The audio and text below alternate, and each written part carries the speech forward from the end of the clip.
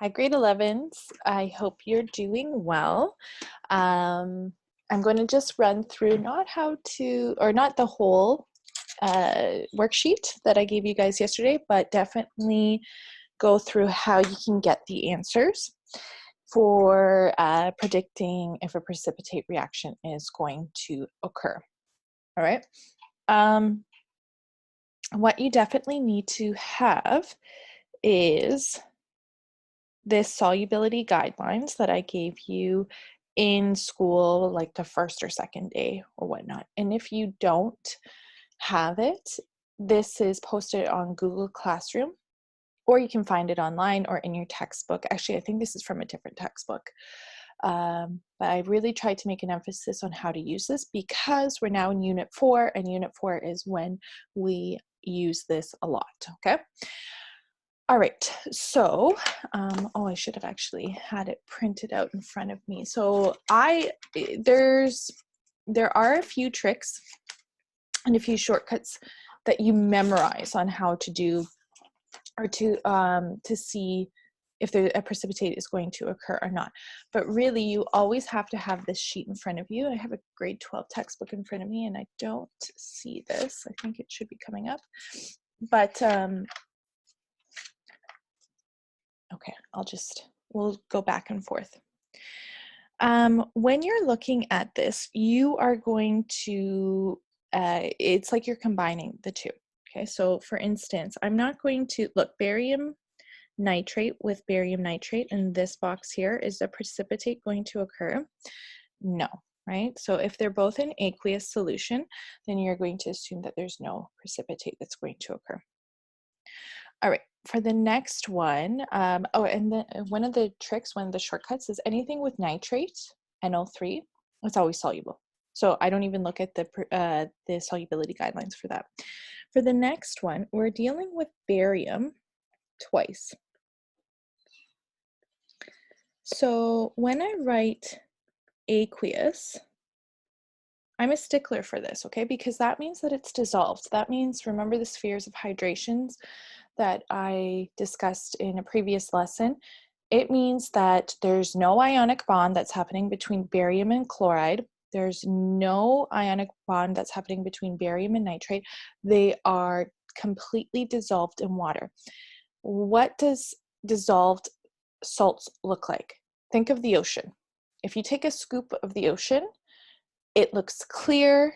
If I gave you a cup of fresh water, a cup of salt water, you would have to, taste it, or you have to use a spectroscope to analyze the contents because everything is dissolved. Now, some of them are colored, like barium chloride, I think is a blue color, but it would be a clear, light blue color liquid, and you wouldn't see any solids in it, okay? That's what aqueous means. There's no ionic bond occurring.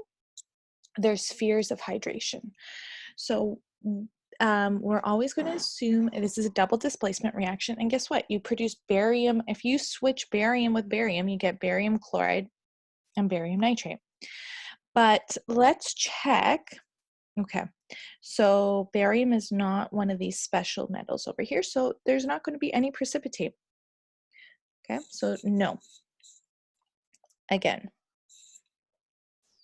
All right, so the next one is we're looking at barium nitrate plus sodium chromate. And of course, I don't give myself room to do aqueous and aqueous. We're going to do barium, and then do you see how it takes 2 sodium for 1 chromate? I know that my charge of chromate then is 2 minus. And then nitrate is 1 minus, sodium is 1 plus, so it's going to be 2 sodium nitrate. Now, my trick with nitrates, they're always aqueous, so I can just write that sodium nitrate is aqueous right off the bat. Let's look at barium chromate. Is this one of the ones that I don't have on here? That's right, I don't have it.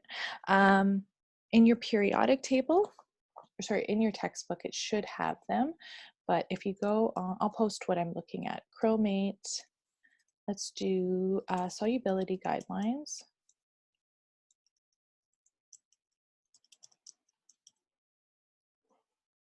With chromate. This is always the one that gives me trouble.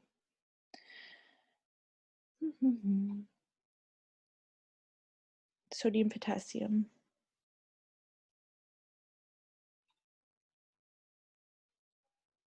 Okay, so the carbonates, phosphates, borates, sulfites, chromates, and arsenates of all metals except sodium, potassium, and ammonium are insoluble in water. So the only ones that get away are sodium,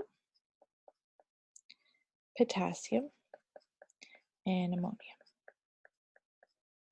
Okay, so that's just one that we would have to look at on its own. So I think we do have sodium chromate though. Oh, sorry, we have barium chromate. So because barium is not sodium, potassium, or ammonia, this is going to be a solid. So we finally have let's do it in a different color.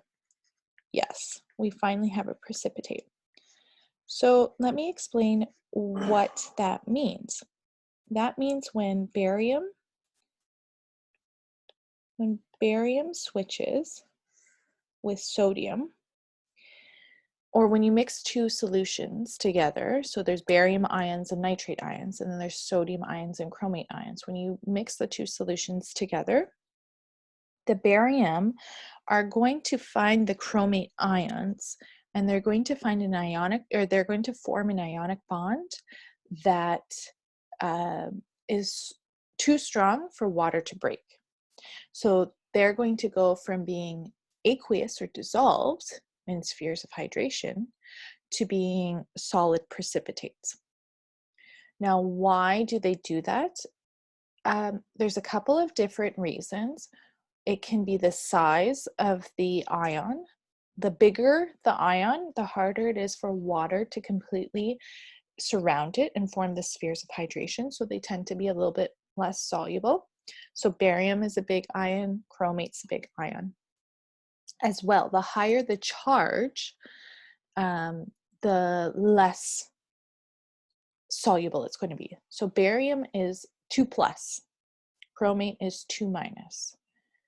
When you compare it to sodium and nitrate, both of those are 1-. So they are a lot easier to dissolve. Is it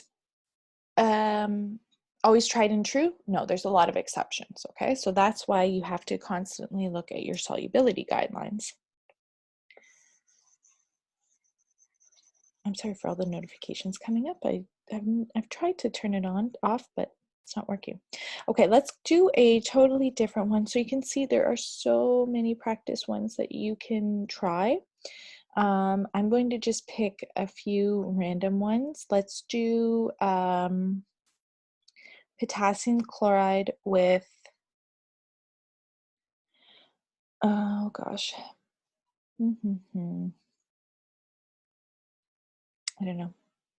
These are all, okay, so let's, what I'm looking at is, you can see there's barium and barium, which are 2 big ions. There's nitrates, which are mostly soluble. Chlorides, which are mostly soluble. Sodium, which is almost always soluble. Chromate, which doesn't like to be soluble. Okay, so I'm looking at all these different ones. So if I was to just look at a pair and say, oh, it's going to produce something that is insoluble, I'm going to look at, let's see.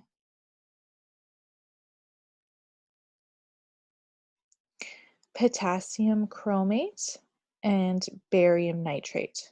Now we already did something similar to this. We know that you don't even have to write out the reaction. You can just write out what the products are going to be, which is barium chromate and potassium nitrate.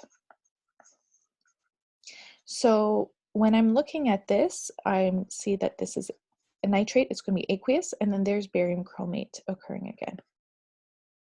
All right, so let's quickly go through these. So when we have barium nitrate and sodium nitrate, no, there's not going to be any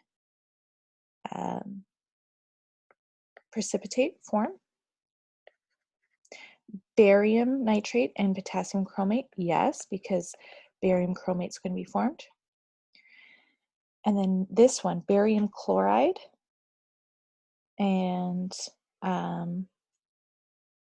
potassium nitrate, no. This one again is a no. No, because they're the same with the same. And then here, in this box here, we're going to have barium chromate forming, so yes. This one's going to be no. This one will be yes, because we have barium chromate occurring again.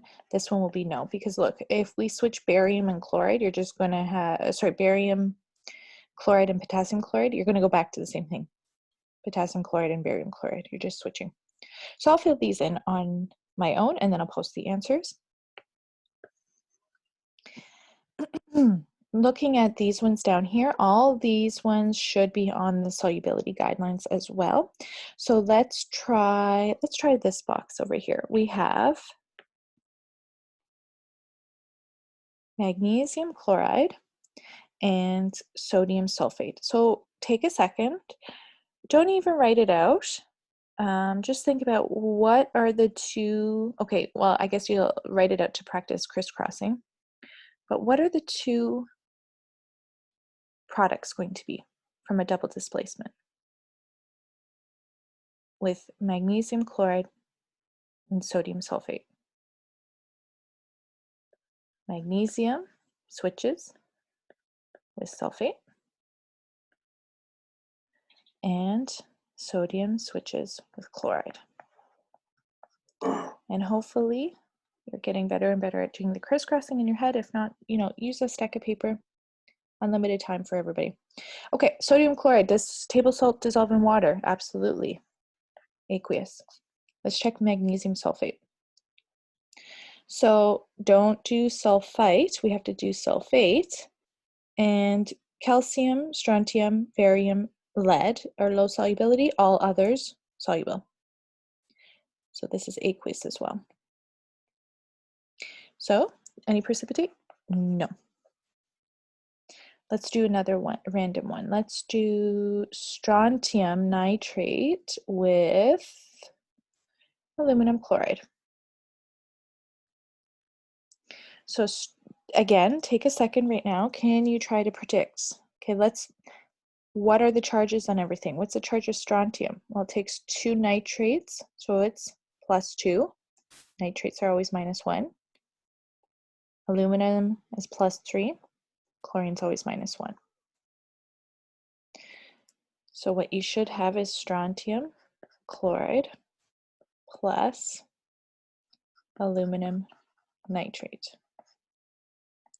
Don't have to balance it, but if you guys are trying to balance these, you would need, I think, 3 and 2. Is that right? There's 3 over here. Yeah, that's right. Okay, so let's look at strontium chloride. Which rule am I looking at? I am looking at rule number 3. And so only silver, lead, one type of magnesium, copper, and tellurium have low solubility. So this is going to be aqueous as well. So there's no precipitate formed. Okay, and so it is up to you guys now. Please practice, or hopefully you guys have had some time working on this, and I'm going to do the rest of the answers, and let me know if there is any confusion and if there is anything else you'd like me to go over. Okay.